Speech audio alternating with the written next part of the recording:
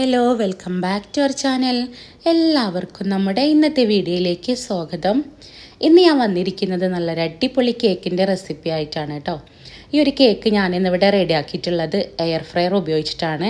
നിങ്ങൾക്ക് ഓവനിലോ ഗ്യാസ് സ്റ്റോപ്പിലോ ഒക്കെ ചെയ്തെടുക്കാൻ പറ്റിയിട്ടുള്ള നല്ലൊരു അടിപൊളി കേക്ക് തന്നെയാണിത്. അതുപോലെ തന്നെ മക്കളൊക്കെ സ്കൂൾ വിട്ട് വരുന്ന സമയത്തേക്ക് ചായയുടെ കൂടെയൊക്കെ കൊടുക്കാൻ പറ്റിയിട്ടുള്ള നല്ലൊരു കേക്ക് തന്നെയാണ് കേട്ടോ. നല്ല സ്പോഞ്ചി ആയിട്ടാണ് ഉള്ളത്. അതുപോലെ തന്നെ നല്ല ടേസ്റ്റാണ് ഇത് കഴിക്കാൻ വേണ്ടിയിട്ട്. വാനില സ്പോഞ്ച് കേക്കാണ് ഞാനിന്ന് റെഡിയാക്കിയിട്ടുള്ളത്. അപ്പോൾ എല്ലാവരും വീഡിയോ മുഴുവനായിട്ടൊന്ന് കണ്ടു നോക്കണേ. നമുക്ക് നേരെ വീഡിയോയിലേക്ക് പോവാം.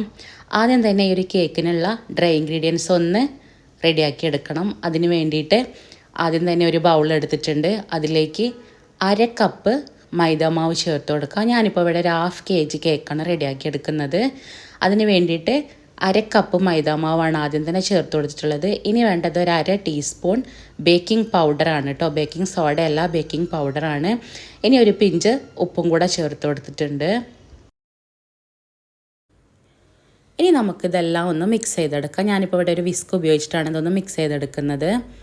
ഇതെല്ലാം നല്ലപോലെ തന്നെ ഒന്ന് മിക്സ് ചെയ്ത് കൊടുത്തു കഴിഞ്ഞാൽ ഇനി ഇത് നമുക്കൊന്ന് അരിച്ചെടുക്കണം. 2-3 പ്രാവശ്യം ഇതൊന്ന് അരിച്ചെടുക്കാം. ഇതുപോലെ നമ്മൾ കേക്കിനുള്ള ഡ്രൈ ഇൻഗ്രീഡിയൻസ് ഒക്കെ 2-3 പ്രാവശ്യം ഒന്ന് അരിച്ചെടുത്താൽ നമ്മളെ കേക്ക് നല്ല സോഫ്റ്റ് ആയിട്ട് കിട്ടും. അതുപോലെ തന്നെ നല്ല പോലെ പൊങ്ങി വരികയും ചെയ്യും കേട്ടോ. അപ്പോൾ 2-3 പ്രാവശ്യം എന്തായാലും ഇതൊന്ന് അരിച്ചെടുക്കണം. അങ്ങനെതാ മാവൊക്കെ ഒന്ന് അരിച്ചെടുത്തിട്ടുണ്ട്. ഇനി ഇതൊരു സൈഡിലേക്ക് മാറ്റി വെക്കാം. ഇനി നമുക്കൊരു ബൗളിലേക്ക് 2 മുട്ട ഒന്ന് പൊട്ടിച്ചൊഴിച്ച് കൊടുത്തിട്ടുണ്ട്. ഞാൻ 1/2 kg ആയതുകൊണ്ട് തന്നെ 2 മുട്ടയാണ് എടുത്തിട്ടുള്ളത്. ഇനി ഇതൊന്ന് ബീറ്റ് ചെയ്തെടുക്കണം. നല്ല ഫ്ലഫി ആയിട്ട് വരുന്നത് വരെ ഇതൊന്ന് ബീറ്റ് ചെയ്തെടുക്കണം. ഈ ഒരു കേക്ക് നമ്മൾ ഏത് കേക്ക് റെഡിയാക്കി എടുക്കുന്ന സമയത്തും അതിലേക്ക് എടുക്കുന്ന എല്ലാ ഇൻഗ്രീഡിയൻസും റൂം ടെമ്പറേച്ചറിലുള്ള ഇൻഗ്രീഡിയൻസ് ആയിരിക്കണം ചേർത്ത് കൊടുക്കേണ്ടത്. മുട്ടയൊക്കെ ഫ്രിഡ്ജിൽ നിന്ന് എടുത്തിട്ട് അതുപോലെ നമ്മൾ ചേർത്ത് കൊടുക്കരുത്. ഇതൊന്ന് റൂം ടെമ്പറേച്ചറിലായതിന് ശേഷം വേണം നമ്മളിതൊന്ന് ബീറ്റ് ചെയ്തെടുക്കാൻ വേണ്ടിയിട്ട്. അങ്ങനെ ബീറ്റ് ചെയ്തെടുക്കുമ്പോഴാണ് ഇത് പെർഫെക്റ്റ് ആയിട്ട് തന്നെ ബീറ്റായി കിട്ടുള്ളൂ. അങ്ങനെ ഇതാ മുട്ടയൊക്കെ നല്ല പോലെ തന്നെ ഒന്ന് ഫ്ലഫി ആയിട്ട് തന്നെ വന്നിട്ടുണ്ട്. ഇനി നമുക്കിതിലേക്ക് വേണ്ടത് ഒരു 1/4 കപ്പ് പഞ്ചസാരയാണ്. 1/4 കപ്പ് പഞ്ചസാര ഞാനിതാ ഒന്ന് പൊടിച്ചെടുത്തിട്ടുണ്ട്. അത് ഇതിലേക്ക് കുറേശ്ശെ ആയിട്ട് ചേർത്ത് കൊടുത്തിട്ട് ഇതെല്ലാം ഒന്നുകൂടെ ഒന്ന് ബീറ്റ് ചെയ്തെടുക്കാം. പഞ്ചസാര നമ്മൾ പൊടിച്ചെടുത്തിട്ട് ചേർത്ത് കൊടുക്കുമ്പോൾ പെട്ടെന്ന് തന്നെ മെൽറ്റായി കിട്ടും. ഇനി ഇതെല്ലാം നല്ല പോലെ തന്നെ ഒന്ന് മിക്സ് ചെയ്തെടുക്കണം.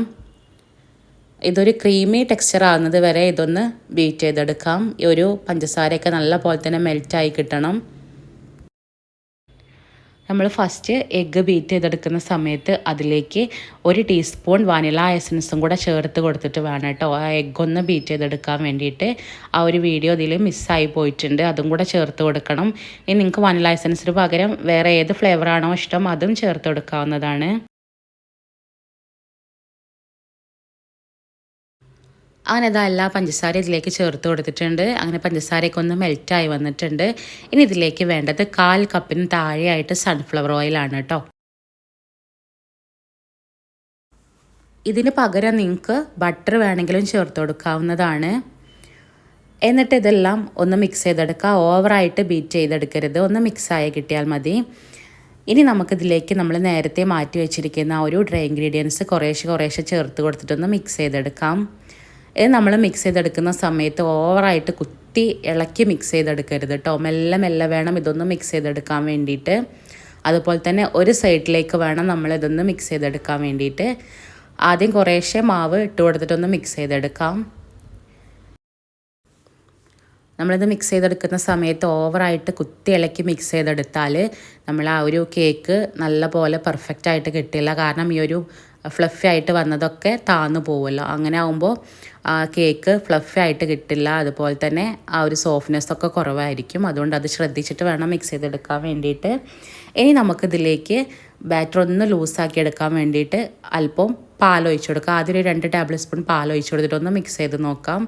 എന്നിട്ട് വേണമെന്നുണ്ടെങ്കിൽ 1 ടേബിൾ സ്പൂൺ പാലും കൂടെ ചേർത്ത് കൊടുത്തിട്ട് ഒന്നും കൂടെ മിക്സ് ചെയ്തെടുക്കാം. നമ്മുടെ ഒരു ബാറ്ററിൻ്റെ കൺസിസ്റ്റൻസി എന്ന് പറയുന്നത് ഇതാണ് കേട്ടോ. ഈ ഒരു തിക്നെസ്സിലാണ് നമ്മൾ ബാറ്റർ വേണ്ടത്. ഇതിലേക്ക് നമ്മൾ എടുക്കുന്ന പാലും റൂം ടെമ്പറേച്ചറിലുള്ള പാലായിരിക്കണം. ചൂടുള്ള പാലോ തണുത്ത പാലോ ഒന്നും ഇതിലേക്ക് ചേർത്ത് കൊടുക്കരുത്. അങ്ങനെ ബാറ്റർ റെഡി ആയിട്ടുണ്ട്. ഇനി നമുക്കൊരു കേക്ക് ടിൻ എടുക്കാം. ഇതിന് പകരം നിങ്ങൾക്ക് വേറെ ഏത് പാത്രം വേണമെങ്കിലും എടുക്കാവുന്നതാണ്. ഞാനിപ്പോൾ ഇവിടെ 1/2 kg ഒരു കേക്ക് ടിന്നാണ് എടുത്തിട്ടുള്ളത്. അതിൻ്റെ താഴെയായിട്ട് ബട്ടർ പേപ്പർ വെച്ചെടുത്തിട്ട് ഒന്ന് ഗ്രീസ് ചെയ്തെടുത്തിട്ടുണ്ട്, ഓയിലൊന്ന് ഗ്രീസ് ചെയ്തെടുത്തിട്ടുണ്ട്. നിങ്ങൾക്ക് ഫുള്ളായിട്ട് വേണമെങ്കിൽ ബട്ടർ പേപ്പർ വെച്ചെടുത്തിട്ട് ഒന്ന് ഗ്രീസ് ചെയ്തെടുക്കാം. നമ്മൾ നേരത്തെ റെഡിയാക്കി വെച്ചിരിക്കുന്ന ആ ഒരു ബാറ്റർ ഇതിലേക്ക് ഒഴിച്ചു കൊടുക്കാം. ഈ ഒരു തിക്നെസ്സാണ് കേട്ടോ നമ്മളെ ബാറ്ററിന് വേണ്ടത്. അങ്ങനെ അത് മാവൊക്കെ ഒന്ന് ഇതിലേക്ക് ഒഴിച്ചു കൊടുത്തിട്ടുണ്ട്. ഇനി ഇത് 2-3 പ്രാവശ്യം ഒന്ന് ടാപ്പ് ചെയ്തെടുക്കാം. അതിലുള്ള എയർ ബബിൾസൊക്കെ ഒന്ന് പോയി കിട്ടാൻ വേണ്ടിയിട്ടാണ് കേട്ടോ.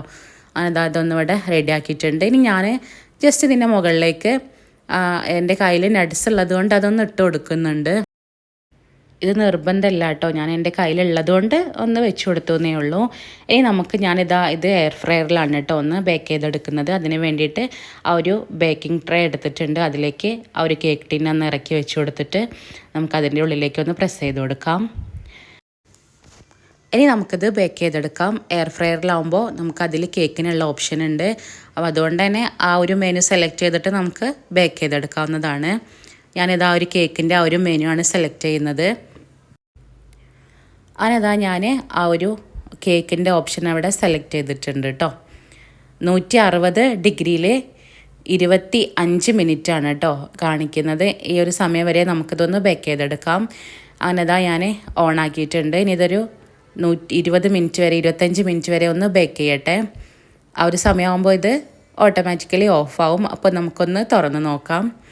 ഈ ഒരു എയർ ഫ്രയർ നമ്മൾ ഓവനൊക്കെ ചെയ്യുന്നത് പോലെ പ്രീ ഹീറ്റ് ചെയ്യേണ്ട ആവശ്യമൊന്നുമില്ല കേട്ടോ. നമുക്ക് നേരെ അതിലേക്ക് ബേക്ക് ചെയ്യാൻ വേണ്ടിയിട്ട് വെച്ചെടുക്കാവുന്നതാണ്. നല്ല പെർഫെക്റ്റ് ആയിട്ട് തന്നെ ഇതിൽ കേക്ക് ബേക്കായി കിട്ടുന്നുണ്ട്. അങ്ങനെ ഇതിവിടെ ബേക്കായിട്ടുണ്ട്. ടൈം കഴിഞ്ഞിട്ട് അവിടുന്ന് ഓഫായിട്ടുണ്ട്. ഇനി നമുക്കതൊന്ന് ഓപ്പൺ ചെയ്ത് നോക്കാം. അപ്പോൾ നല്ല അടിപൊളിയായിട്ടുള്ള കേക്ക് ഇവിടെ റെഡി ആയിട്ടുണ്ട്. നല്ല പെർഫെക്റ്റ് ആയിട്ട് തന്നെ കിട്ടിയിട്ടുണ്ട്. നല്ല സോഫ്റ്റാണ്, അതുപോലെ അടിപൊളി ടേസ്റ്റാണ് കേട്ടോ കഴിക്കാൻ വേണ്ടിയിട്ട്.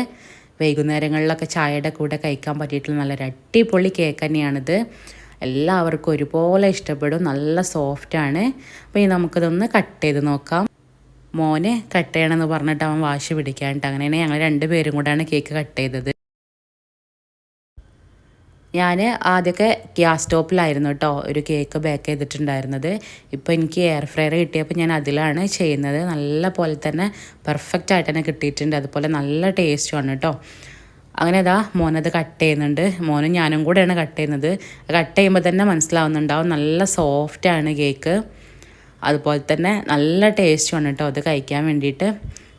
നല്ല പഞ്ഞി പോലെ തന്നെയുണ്ട്, നല്ല സോഫ്റ്റാണ്. ഇത് കാണുമ്പോൾ തന്നെ മനസ്സിലാവുന്നുണ്ടാവും നല്ല സോഫ്റ്റാണ്.